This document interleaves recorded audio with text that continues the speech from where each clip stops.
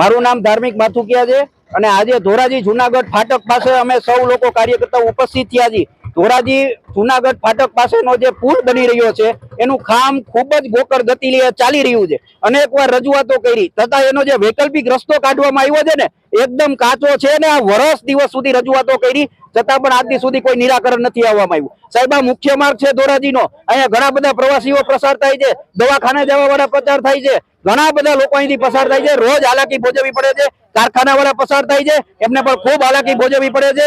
ત્યારે અમે ધોરાજીની જનતા વતી લડવાની કર્યા છીએ કારણ કે ભારતીય જનતા પાર્ટી આમાં સંપૂર્ણપણે નિષ્ફળ ગઈ છે। કોંગ્રેસ પાર્ટી પણ પોતાનો પક્ષ રાખવા માટે અહીંયા તૈયાર નથી। ત્યારે ધોરાજીની જનતા વતી આમ આદમી પાર્ટીની ટીમ આ લડત લડવા માટે મેદાને આવી છે અને અહીંયા હું આ ધોરાજીની જનતા વતી આ લડાઈના માધ્યમથી હું આજે રોડ સમાધિ લઈ રહ્યો છું અને આવનારા સમયોની અંદર જો આનું નિરાકરણ નહીં આવે તો કાયદાકીયની સાથે સાથે રોડ પરની લડત પણ ખૂબ મજબૂતી રીતે લડશું।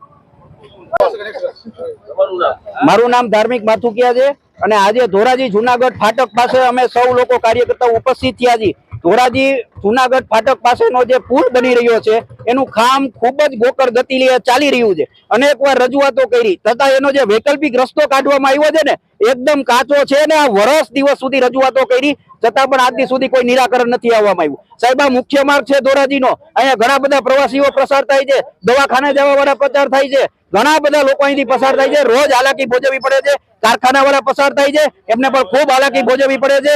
ત્યારે અમે ધોરાજીની જનતા વતી લડવાની કર્યા છીએ કારણ કે ભારતીય જનતા પાર્ટી આમાં સંપૂર્ણપણે નિષ્ફળ ગઈ છે। કોંગ્રેસ પાર્ટી પણ પોતાનો પક્ષ રાખવા માટે અહીંયા તૈયાર નથી। ત્યારે